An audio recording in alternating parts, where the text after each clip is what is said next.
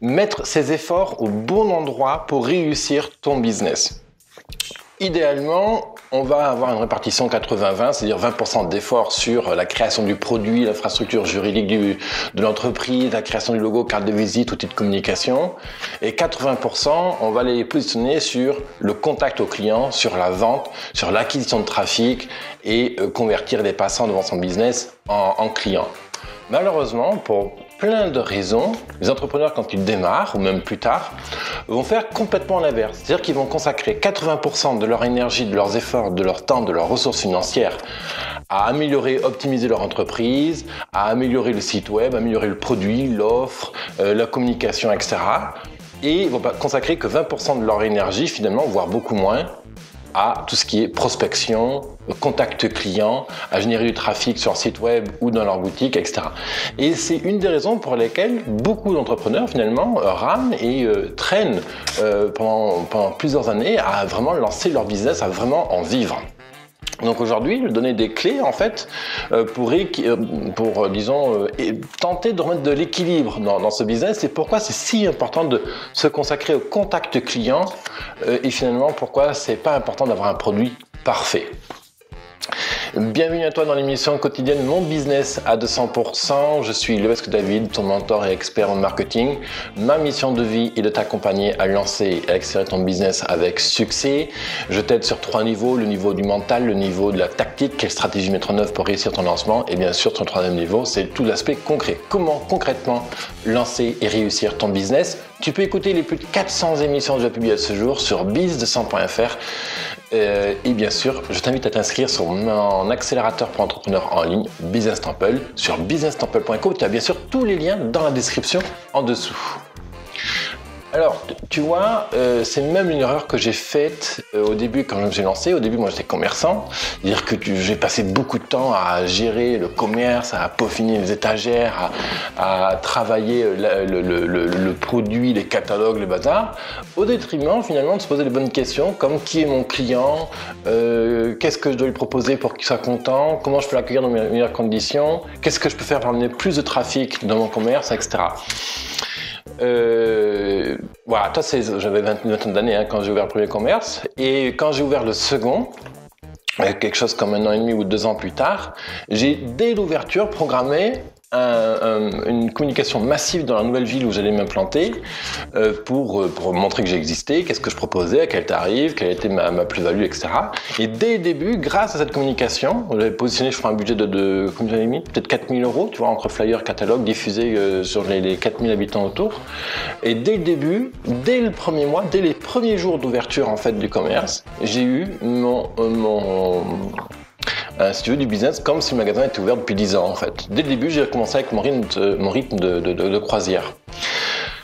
Donc c'est pour ça en fait, c'est très très important de se consacrer à la vente. En fait, personne n'aime la vente. Ça fait peur.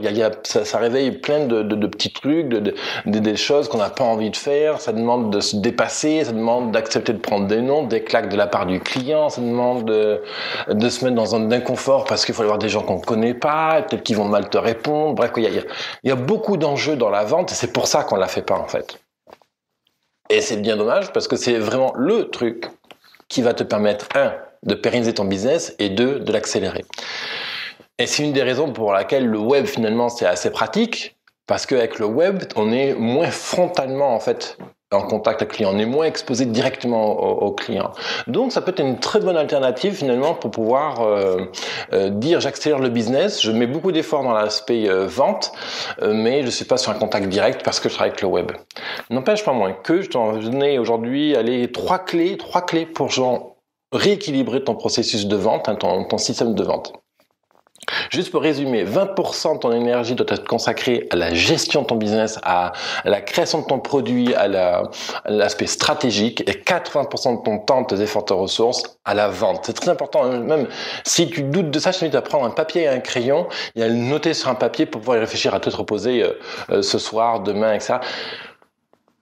Tu sais, j'accompagne beaucoup d'entrepreneurs au quotidien, plus de 60 chaque mois. Et c'est quelque chose que je vois systématiquement. C'est ce déséquilibre temps ressources allouées à la construction du business et aux ventes, c'est quelque chose que je vois tous les jours. Et c'est dès qu'on rééquilibre un peu tous ces efforts-là, bah, ça y est, les clients recommencent à affluer en fait. Donc l'idée, c'est que dans ces cas, on va se concentrer sur ces 80%. Qu'est-ce que tu mets dans ces 80%-là? Donc la vente du contact client et ce que j'appelle le tech. Tech, c'est trafic, engagement, conversion. Je vais t'expliquer tout ça, pas de panique.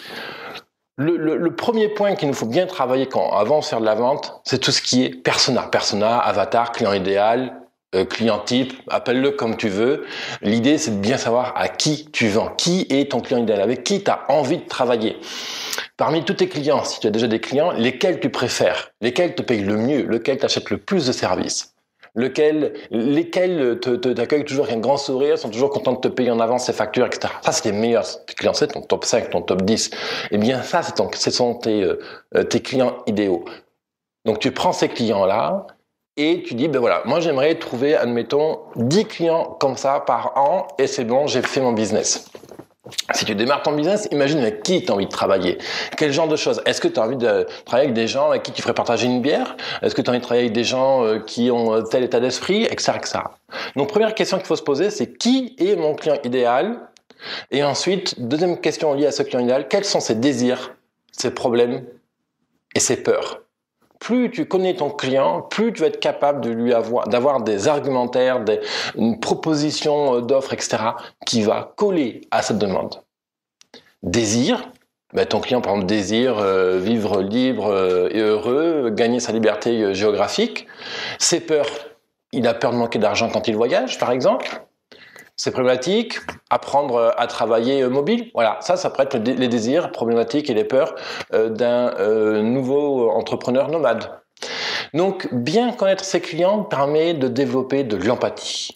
Et l'empathie, c'est ça qui fait la vente. C'est ce qui va faire que quand ton client va croiser ton produit, croiser ton site web, ta communication, il va dire « Ah, ça, c'est le bonhomme ou la nana avec qui j'ai envie de travailler. Ça, c'est l'entreprise qui va pouvoir répondre à mon besoin. Ça, c'est l'entreprise qui va pouvoir construire une maison. Ça, c'est l'entreprise qui va pouvoir faire ma plaquette de communication, etc., etc., etc. » Donc, première clé, travailler le persona et le DPP. Désir, peur, problème. Deuxième clé, travaille ton processus de vente. Le processus de vente, tunnel de vente, appelle-le comme tu veux, entonnoir de vente, c'est ce qui va déterminer en fait ton efficacité à la vente. Encore une fois, ça nécessite de prendre un papier et un crayon et de se poser sur un papier, de se poser à une table et de réfléchir comment tu veux faire ta vente. Mais en combien d'étapes tu fais ta vente?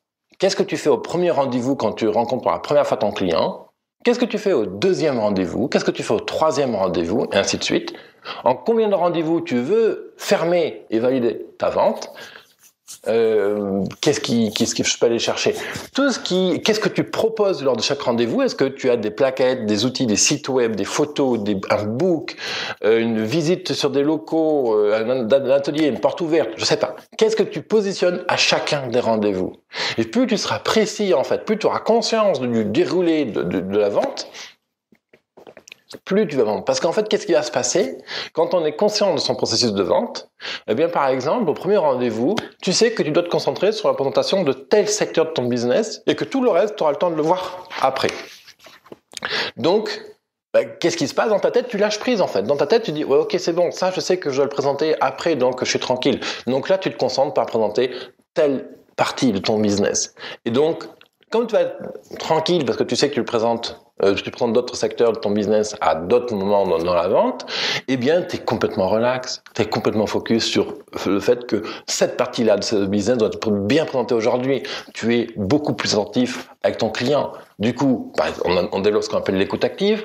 Tu as plus d'empathie, parce que rappelle-toi, on connaît bien ton client, on connaît ses désirs, ses peurs, ses problèmes.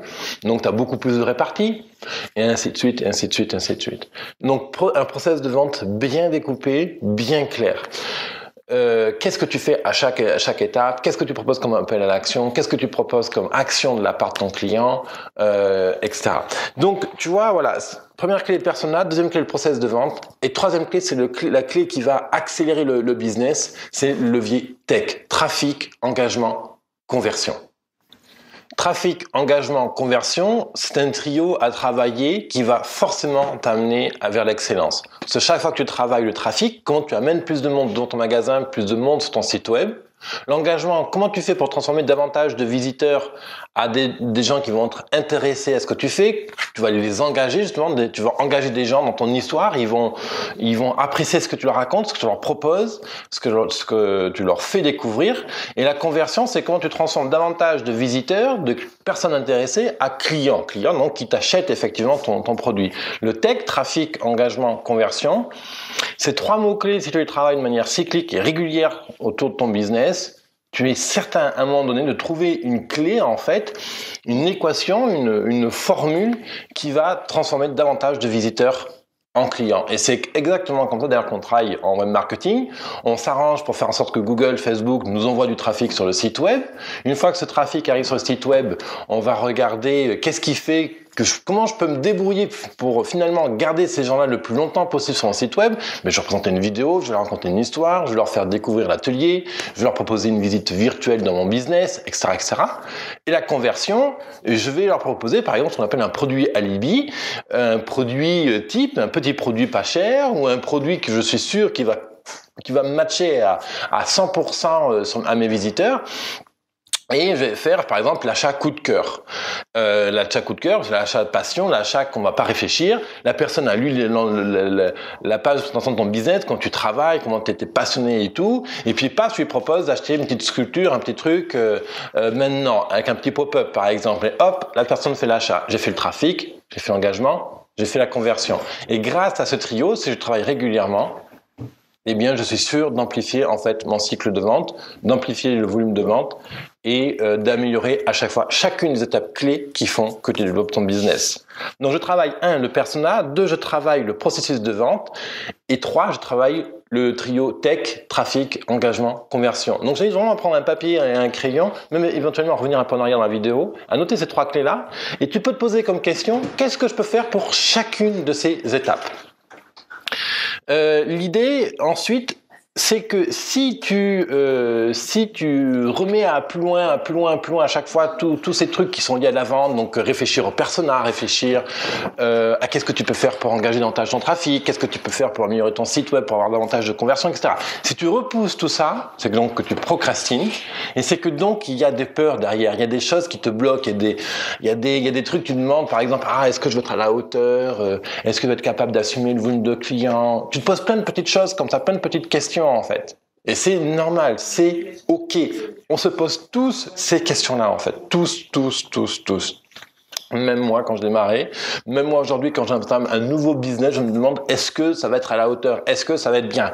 Mais après l'idée c'est de dire ok, c'est ok si je me trompe, c'est ok si j'ai pas ciblé le bon client, c'est ok si mon site web est pourri et que je me débrouille comme ça. Voilà, pas besoin d'être perfectionniste. Si tu avais vu mon site web comme quand je l'ai lancé en 2014, franchement, tu rigolerais aujourd'hui. Hein, voilà quoi. Et c'est pas grave. Le truc, c'est de faire, c'est de se lancer.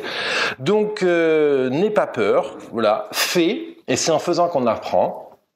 Si tu as besoin, va chercher de l'aide autour de toi, va chercher de l'aide sur Businessmample, trouve la ressource, tu peux aller dans un espace coworking, tu peux aller dans des espaces comme ça où il y a des gens qui vont pouvoir te donner des conseils, des feedbacks à propos de tes outils de communication. Et puis, rappelle-toi que tu as des points forts, tu as des ressources clés que tu peux vraiment exploiter. Si tu considères être vraiment nul en site web, je suis certain que tu as d'autres atouts dans ta poche. Par exemple, quand tu parles autour d'une table, les gens t'écoutent. Donc, c'est que tu racontes des choses intéressantes, on est d'accord.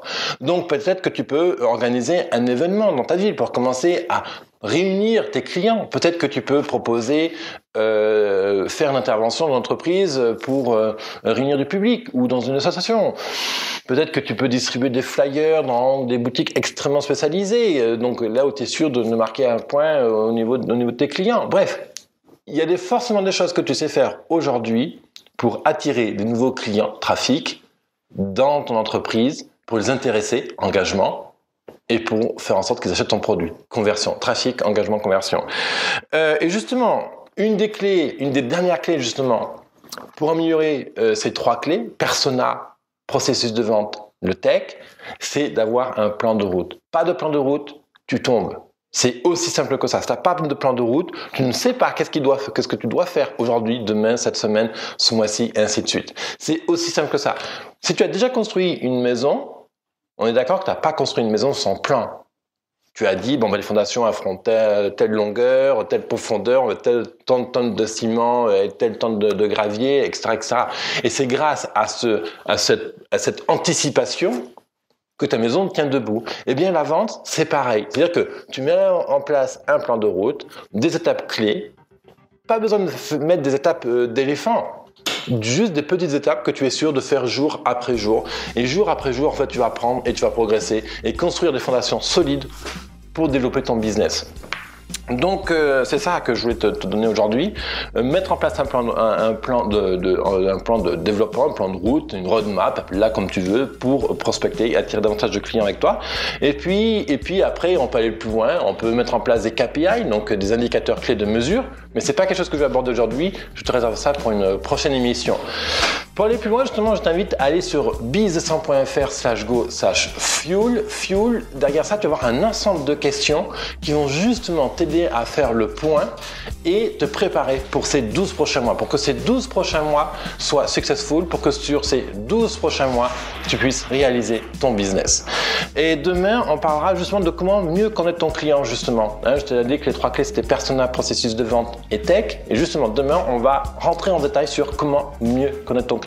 Moi, je te retrouve tout de suite sur biz100.fr/go/fuel. Tu as le lien dessous dans la description pour poser cet ensemble de questions justement pour que tu puisses développer ton business et te poser les bonnes questions. Et je te retrouve demain dans une prochaine émission, Mon Business à 100%. Bye bye.